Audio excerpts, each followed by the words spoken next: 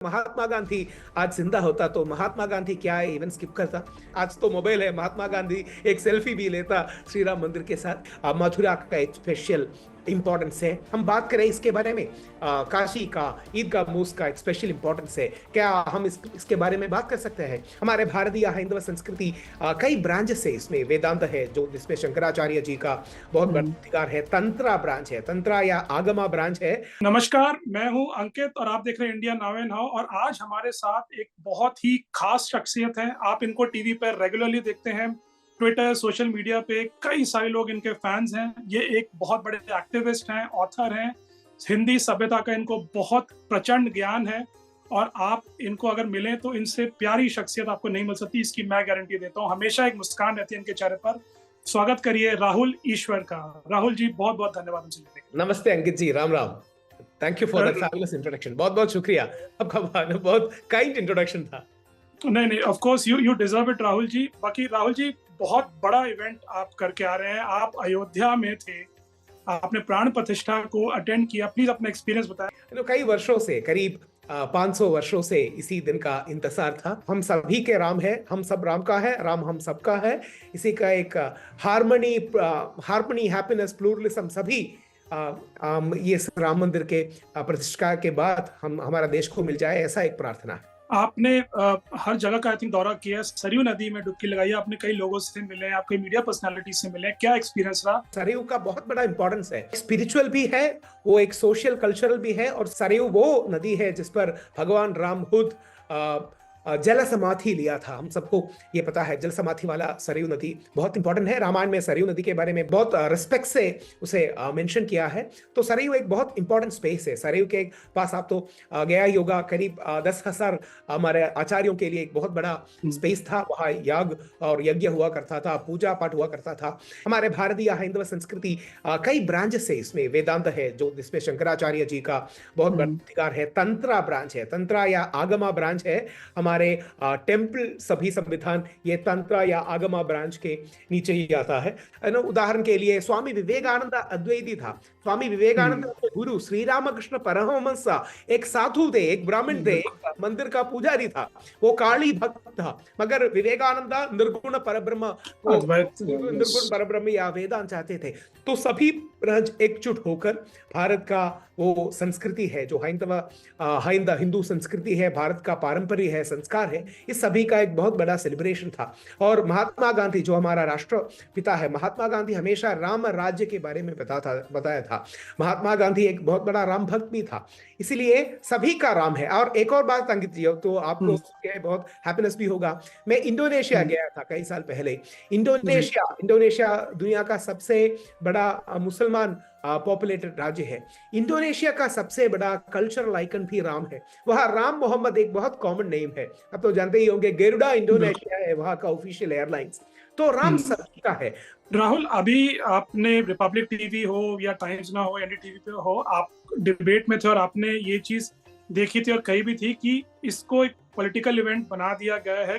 कांग्रेस की बात करें, ऑपोजिशन की बात करें, इंडिया अलायंस की, तो उन्होंने इसको ऑफिशियली स्किप किया है। आपको लगता है ये मूव जो बैकफायर कर रही है वो आगे भी जाके बैकफायर और करने वाली है? बहुत ही सिग्निफिकेंट मौका था ये।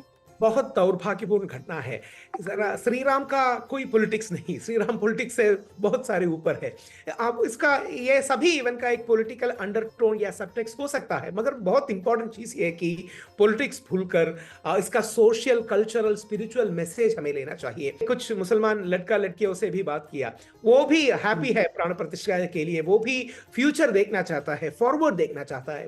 ऐसा एक माहौल हमारा विपक्ष को नहीं है। वो नेगेटिविटी पे कर रहा है। नेगेटिविटी नहीं चाहिए, पॉजिटिविटी चाहिए। हमें बहुत बड़ा मंदिर मिला है, हमारे मुसलमान भाइयों को बहुत बड़ा मस्जिद भी मिलनी चाहिए। वहाँ एक सुपर स्पेशलिटी हॉस्पिटल आ रहा है, वहाँ एक लाइब्रेरी आ रहा है, वो भी बहुत ठीक है। हमें वहाँ भी जाकर हमारा रेस्पेक्ट पे कर देना चाहिए। सबका साथ सबका विकास, जो मोदी जी कहता है कि सबका साथ सबका विकास, वो चाहिए हमें। With due respect to Pandit Nehru ji, सभी एक नेहरूवियन सेकुलरिज्म, एक नेगेटिव सेकुलरिज्म के पैराडाइम पे अटक रहा है। इसीलिए सभी को एक नेगेटिविटी के तरह से देख रहा है। और कई लोग ओपन भी कहता है कि हमारा पार्टी नेतृत्व ने उससे गलत डिसीजन लिया।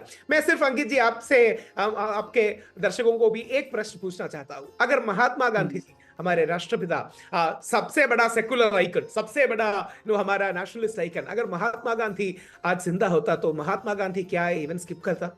क्या महात्मा गांधी जी ने बहुत खुशी से राम मंदिर के साथ आकर, आज तो मोबाइल है, महात्मा गांधी एक सेल्फी भी लेता श्री राम मंदिर के साथ। मैं सुभाष चंद्र बोस का समाधि स्थल था, गुमनामी बाबा समाधि स्थल, वहां भी गए। राइट। ऐसा एक पॉजिटिविटी होना चाहिए, सभी पर नेगेटिविटी, सभी पर नहीं जाओ नहीं जाओ, एक कैंसल कल्चर है। अपोजिशन ये भी कह रही है कि अभी मंदिर कंप्लीट नहीं है, इलेक्शन का साल है इसलिए वो किया जा रहा है। आप विशेषज्ञ आप बताइए, आपके हिसाब से बहुत है ये? बहुत इंपॉर्टेंट पॉइंट है। मैं एक मंदिर के बैकग्राउंड से आ चुका व्यक्ति हूँ। मैं कई मंदिर में मेरे दादाजी, मेरे ग्रैंडफादर के साथ पूजा पाठ में भी गया है, की शांति की तरह या उसके सपोर्ट की तरह। तो शंकराचार्य जी, कई ऐसे शंकराचार्य जी भी है, उसको कोई रिजर्वेशन है, उसे बहुत आदर है, वो शंकराचार्य का प्रस्थान बहुत महान है, मगर मंदिर का हर एक डिसीजन, मंदिर का तंत्री या प्रीस्ट, मंदिर का जो मुख्य पुरोहित है, वो एस्ट्रोलॉजर के साथ, ज्योतिषी के साथ लेता है। तो मंदिर का फाइनल वर्ड वहां तंत्री या प्रीस्ट या पुजारी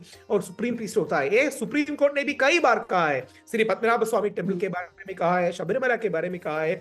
मंदिर का रिचुअल्स का परमाधिकारी वहां का तंत्री है। तो इसीलिए अब मंदिर का कंप्लीशन नहीं हुआ, कई सारे एक्सक्यूजेस, बहाने बनाते हैं। अब तो खुलकर कहिए, अब आपको नहीं आना चाहिए, खुलकर कहिए, क्यों बहाना बना रहे हो ऐसे? ये बहुत गलत है। फिर बात हो रही है कि मथुरा मंदिर, श्री कृष्ण जन्मभूमि की बात हो रही है और काशी कोई बात भी हो रही है। तो आपको क्या लगता है कि इस प्राण प्रतिष्ठा का उन मूवमेंट्स पे क्या असर है? जरूर असर पड़ेगा। इसमें दो पॉइंट है। मैं बहुत सोच समझ के कह रहा हूं कि कई सारे मंदिर तोड़ा दिया था हमारे लैंड, भारत का इन्वेशन में। ये एक हिस्टोरिकल फैक्ट है, ये से हम डिनाई नहीं कर सकते। कई सारे हिस्टोरियंस, जो हमारे हिस्टोरियंस भी नहीं, इंडियन हिस्टोरियंस भी नहीं, कई सारे ग्लोबल हिस्टोरियंस इसके बारे में कहा है कि bloodiest invasion of human history was in India, ऐसे कई सारे हिस्टोरियंस कहा है। मगर ये भी सही है, हम हिस्ट्री को रिवेंज कर नहीं सकते, हम we can not take revenge on history, we can not be in perpetual hate. वो भी सही है, कोई ये नहीं कह रहा कि हमें हमेशा एक रिवेंज मोड पे होना चाहिए, मगर जन्म स्थान को बहुत इंपॉर्टेंस है। जन्म स्थान हम मूव नहीं कर सकते, क्या जहां अंकित जी पैदा हुआ, जहां मैं पैदा हुआ, इसका एक चेंज नहीं हो सकता। इसीलिए राम जन्मभूमि, श्री कृष्ण जन्मभूमि, काशी जहां विश्वनाथ था, इसी तरह के मंदिर को एक स्पेशल इंपॉर्टेंस है, स्पेशल सिग्निफिकेंस है। इसीलिए हिंदू स्पेक्ट्रम में भी कई सारे पोजीशन है।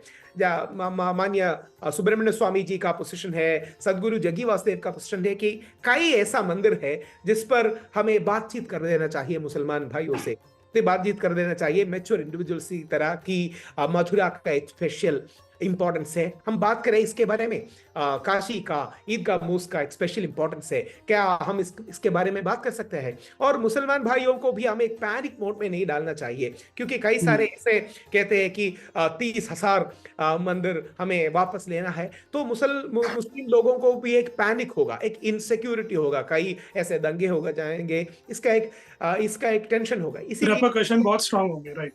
या इसीलिए हमारे समुदाय के बुजुर्गों को, सीनियर्स को एक साथ बैठकर एक डिस्कशन कर देना चाहिए। जैसे श्री श्री रविशंकर जी सुप्रीम कोर्ट द्वारा मीडिएशन कमिट पे किया था, इस श्री श्री रविशंकर जी का भी एक सजेशन था कि 5 एकड़ मुसलमान भाइयों को दो जो कई सालों में दो। तो ऐसा एक कॉन्वर्सेशन, मैच्योर एडल्ट्स की तरह एक कॉन्वर्सेशन, कंसेंसस, हीलिंग होना चाहिए, और इसका एक अंत भी होना चाहिए। इसीलिए वो कंसेंसस इंपॉर्टेंट है।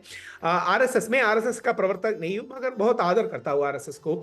आरएसएस के पूजनीय सरसंघचालक मोहन भगवत जी ने भी यही कहा, हर एक मस्जिद के अंदर हमें एक शिवलिंग नहीं ढूंढना चाहिए, मगर ऐसा कई जगह है जिसके बारे में हमें डिस्कस कर देना चाहिए। के मोहम्मद ने भी कहा, के मोहम्मद बहुत प्रचलित रहे हैं, बिल्कुल, जो मुसलमान समुदाय से है।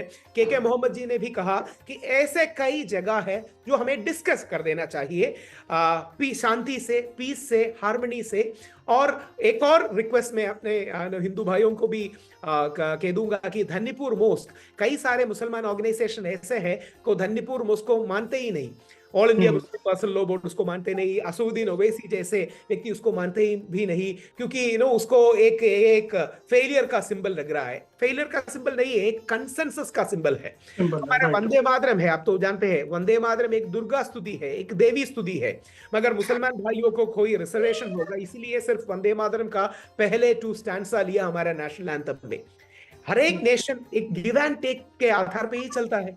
Give and take, give respect, take respect, accept, give and take is the way forward. आपने राहुल और पूरी दुनिया ने अब अरुण योगीराज का जो करिश्मा देखा है, राम जी की मूर्ति सबको रिवील हुई है। आपके फर्स्ट थॉट्स क्या थे? क्या आपको लगा, कैसे आपको लगी वो मूर्ति? Absolutely brilliant and marvellous. 51 inch का जो मूर्ति है, जो प्रतिमा है, अब मूर्ति अब देवता बन गया। 51 इंच रामलला का मूर्ति है। उसका एज कई 5 to 6 है। Yes. वो सालग्राम या सालिग्राम से बना है। इस सालिग्राम का बहुत इंपॉर्टेंस है हमारे हिंदू कल्चर में। तो ज्यादातर गंदगी नदी जो नेपाल में है, गंदगी नदी से मिलते हैं। इसको स्पिरिचुअल प्रॉपर्टीज है। ये अमेनाइट है, करीब 660 मिलियन है इसका उम्र। That means it was formed 6 crore years earlier. तो it's a very important thing.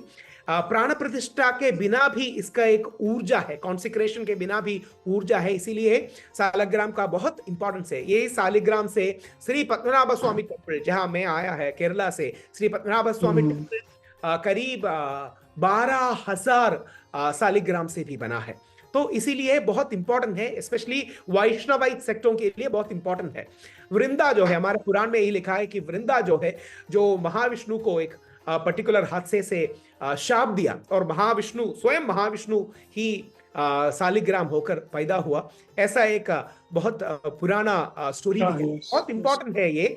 अभी वो मार्वेलस है, जो आनंददायक है।